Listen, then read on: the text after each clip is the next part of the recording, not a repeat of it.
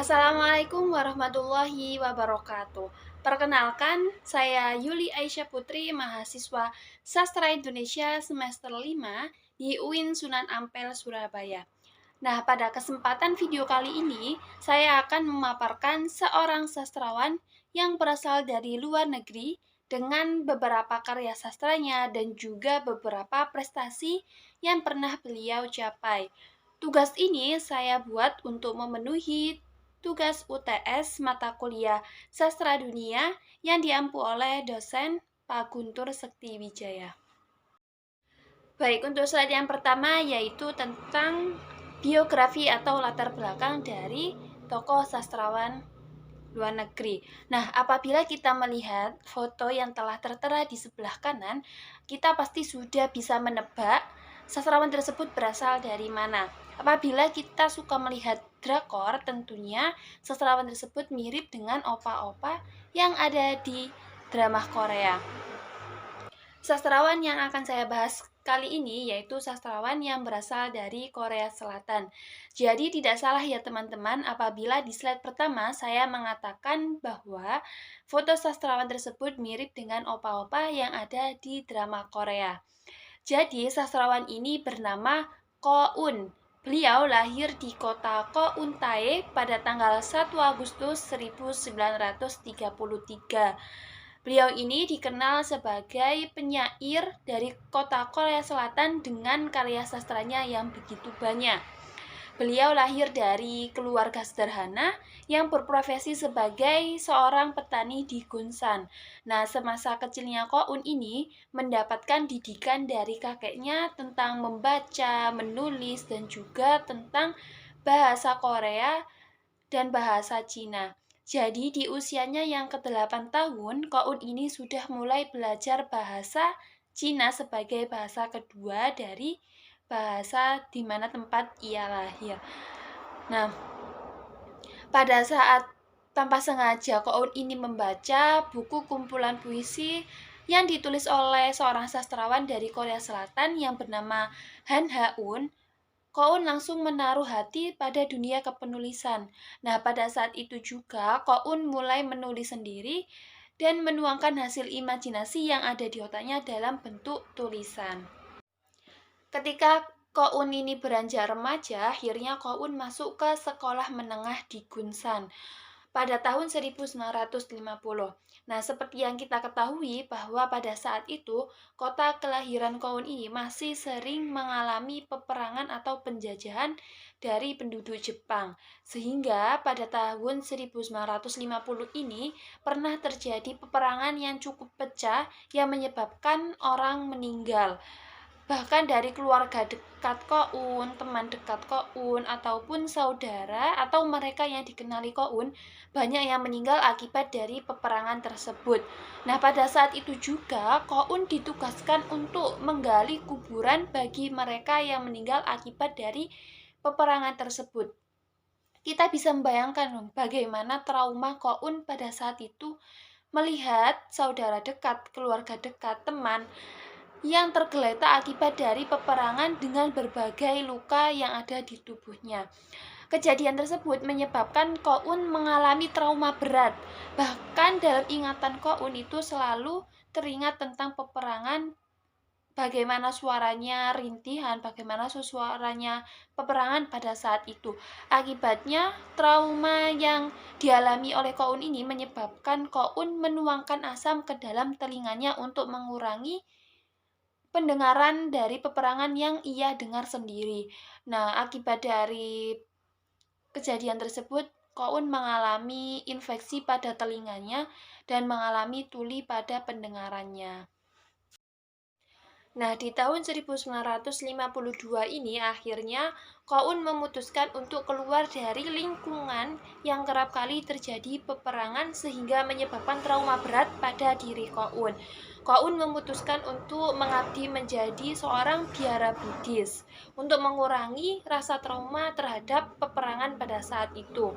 Nah, selama 1 dekade mengabdi sebagai biara Buddhis, di sela-sela pengabdiannya itu, Ko Un akhirnya menulis sebagai hasil imajinasinya. Nah, setelah 1 dekade kemudian, Ko Un berhasil menerbitkan karya sastranya pertama kali, yaitu buku antologi puisi dengan judul Kepekaan Dunia Lain pada tahun 1960 dan juga buku novel yang berjudul Pohon Ceri di Dunia Lain pada tahun 1961. Nah, setelahnya itu kemudian Koun ini berhenti mengabdi sebagai biara Buddhis dan memilih untuk tinggal di pulau terpencil yang bernama Jeju-do. Koun ini mulai tinggal di pulau terpencil tersebut pada tahun 1963 sampai pada tahun 1966. Nah, pada saat beliau tinggal di pulau terpencil tersebut, dia juga mendirikan sekolah amal sebagai bentuk kepedulian Koun terhadap penduduk sekitar. Setelah Koun keluar dari pemukiman di pulau terpencil yaitu di kota Jeju-do, akhirnya di tahun 1966 Koun ini kembali ke kota Korea yaitu di bagian Seoul.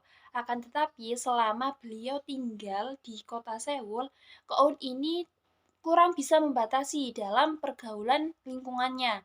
Sehingga Koun ini menjadi seorang pecandu alkohol dan juga tidak menemukan kedamaian dalam dirinya sendiri ketika hidup di lingkungan kota Seoul. Nah, akibat dari tekanan-tekanan tersebut, akhirnya Koun itu mengalami depresi dan berinisiatif untuk mengakhiri hidupnya. Di tahun 1970, Koun berusaha mengakhiri hidupnya dengan memasukkan racun ke dalam air minuman yang hendak ia minum. Akan tetapi, inisiatif untuk mengakhiri hidupnya tersebut berubah menjadi energi positif ketika dirinya tanpa sengaja membaca koran yang memuat berita tentang seorang pekerja tekstil sengaja membakar dirinya ketika demonstrasi untuk membela hak-hak pekerja. Nah, terinspirasi dari pemuda tersebut, akhirnya Koun mengurungkan diri untuk inisiatif mengakhiri hidupnya dan kembali ke aktivisme sosial. Setelah menjadi aktivisme sosial, Koun ini kerap kali keluar masuk penjara akibat dari tindakan-tindakannya dalam bidang sosial. Nah, Koun ini berusaha untuk mengubah kondisi politik sosial pada saat itu di Korea. Sehingga di tahun 1972, Koun ini berusaha untuk mengubah konstitusi Yusin sebagai gerakan demokrasi. Dan di tahun 1974, Koun telah mendirikan Asosiasi Penulis untuk Kebebasan Praktis dan di tahun yang sama 1974 Koun ini diangkat sebagai wakil dari Asosiasi Nasional Pemulihan Demokrasi. Kemudian di tahun 1978 diangkat menjadi wakil dari Ketua Asosiasi Hak Asasi Manusia Korea dan Wakil Ketua Asosiasi Persatuan Nasional di tahun 1979. Di tahun 1979, ketika Koun menjabat sebagai wakil dari Asosiasi Persatuan Nasional, itu merupakan tahun pertama kalinya Koun masuk penjara. Nah, selama di penjara, Koun mendapatkan perlakuan yang kurang baik, mendapatkan penyiksaan, mendapatkan pemukulan, sehingga telinga yang semula sudah infeksi akibat dari asam yang ia masukkan ke telinganya menjadi lebih masalah ketika mendapatkan penyiksaan di penjara pada tahun 1979.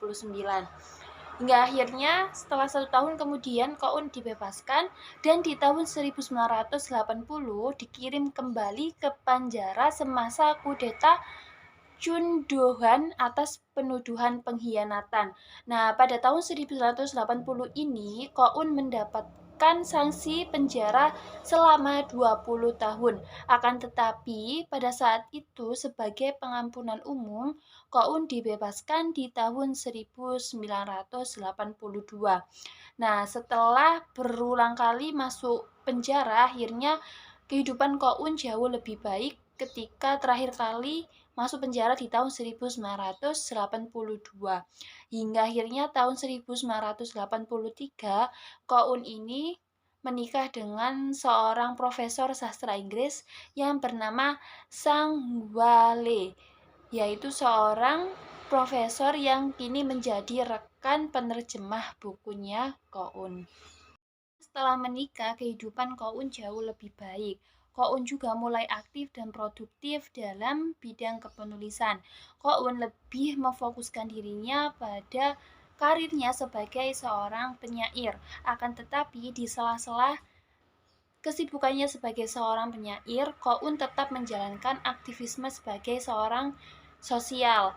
Bahkan di tahun 1989, Ko-un ini menjabat sebagai Ketua Asosiasi Seniman Korea yang menjabat selama 2 tahun, yaitu mulai dari 1989 sampai 1990. Dan akhirnya pada tahun 1992, Ko-un juga diangkat sebagai Presiden Asosiasi Penulis untuk Sastra Nasional. Nah, kemudian pada tahun 2000, Ko-un ini dikirim sebagai delegasi khusus untuk KTT antar Korea. Dan perjalanannya sebagai seorang delegasi ini diimplikasikan dalam karya tulisnya yang berupa antologi puisi dengan judul Selatan dan Utara. Hingga di tahun 2014, Ko-un ini mendapatkan penghargaan dari Komisi Nasional Korea, yaitu penghargaan atas Duta Niat Baik untuk Perdamaian. Setelah kita membahas latar belakang atau biografi dari penyair Korea Selatan Ko-un, maka pada slide selanjutnya ini akan membahas tentang karya sastra dari penyair Korea Selatan yaitu Ko-un. Langsung saja pada slide selanjutnya. Apabila kita melihat latar belakang Ko-un di tahun 1952, di mana beliau pada saat itu melarikan diri dari lingkungan peperangan dan memilih untuk menjadi biara Buddhis, maka di tahun itu pula Ko-un mulai menekuni bidang kepenulisan. Nah, di tahun 1960 setelah beliau mengabdi sebagai biara Buddhis, Ko-un berhasil menerbitkan buku antologi puisi pertamanya di tahun 1960. Yang kemudian di tahun 1962, Ko-un ini menerbitkan buku novel untuk karya sastra keduanya.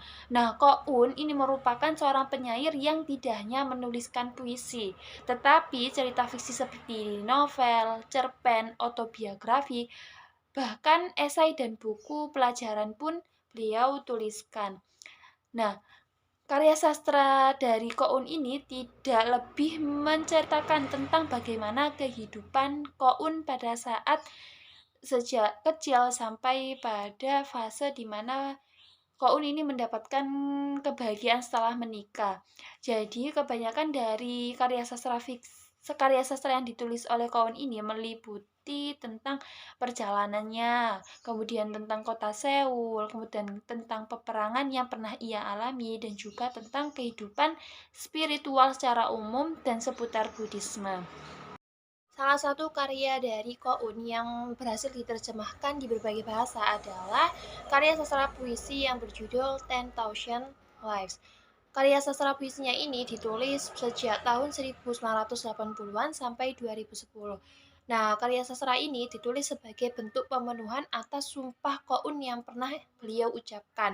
Nah, sumpah ini merupakan salah satu sumpah yang pernah ia ucapkan ketika dirinya berhasil dieksekusi pada penjara terakhir kalinya. Nah, pada saat itu dia mengucapkan bahwa apabila dia hidup dan selamat dari peperangan Korea, setiap orang yang pernah beliau temui akan dikenang melalui karya sastra puisinya tersebut. Sehingga isi dari puisinya itu merupakan menggambarkan tentang kehidupan yang pernah ia alami. Menurutnya, orang-orang yang telah gugur di peperangan Korea tersebut dapat hidup melalui dirinya, yaitu melalui kosakata yang dituliskan di setiap sajak puisi dalam kumpulan buku 10,000 Lives. Selain karya puisi 10,000 Lives, banyak dari Ko-un juga menuliskan karya tulisnya berupa novel ataupun autobiografi. Nah, berikut ini beberapa kumpulan karya sastra dari Ko-un yang telah saya lampirkan di PPT. Kalian bisa baca sendiri beberapa karya sastra dari Ko-un menurut Wikipedia. Nah, dari karya sastra Koun pernah mengalami kontroversi akibat dari karya sastranya yang berhasil diterbitkan di salah satu majalah Korea, yaitu Hwanghae Literatur pada Desember 2017. Nah, karya yang berhasil diterbitkan tersebut merupakan karya sastra yang berjudul The Beast atau Monster, yaitu sebuah sajak puisi. Nah, pasalnya penyair yang bernama Cheo Hyung-mi menuduh bahwa pada karya sastra yang diterbitkan di majalah tersebut, Koun menaruh kekerasan seksual yang begitu berat, sehingga terjadi kontroversi akibat adanya pelanggaran seksual berat. Bahkan dari seorang wanita dari komunitas sastra Korea Selatan menuduh bahwa Koun ini telah melakukan tindakan seperti itu selama beberapa dekade dan diduga menggunakan kekuatannya untuk menekan penulis lainnya melakukan hubungan seksual. Nah, permasalahan tersebut akhirnya menimbulkan perdebatan yang pada akhirnya karya sastra Koun tersebut di-take down dari majalah sastra Korea Hwanghae Literatur, yaitu terbitan pada tahun 2017 di bulan Desember. Setelah kita membahas beberapa karya sastra yang berhasil ditulis oleh sastrawan Korea Selatan, maka sekarang berinjak pada penghargaan-penghargaan yang pernah beliau terima selama menjadi seorang sastrawan. Nah, penghargaan yang pertama yaitu penghargaan nasional yang diberikan oleh pemerintahan Korea, yaitu Golden Bird Award pada event of the Struga Property Evenings di tahun 2014. Nah, dia dikenal dari karya sastranya yang berjudul Manimbo atau dalam artian 10.000 kehidupan, sebuah seri epik volume 30 puisi yang dia tulis selama pemenahanannya selama rezim militer pada tahun 1970-an hingga di tahun 2010. Nah, Koun ini dikenal juga sebagai seorang penyair yang aktif memproduksi sebuah karya tulisan dalam bidang karya sastra. Koun juga pernah masuk pada prediksi peraih Nobel di tahun 2021. Meskipun pada tahun 2018 beliau mendapatkan kontroversi atas karya sastranya, yaitu pelanggaran atas penyerangan seksual. Nah, ada pun beberapa penghargaan yang juga diterima oleh Koun sebagai seorang sastrawan, diantaranya yang pertama,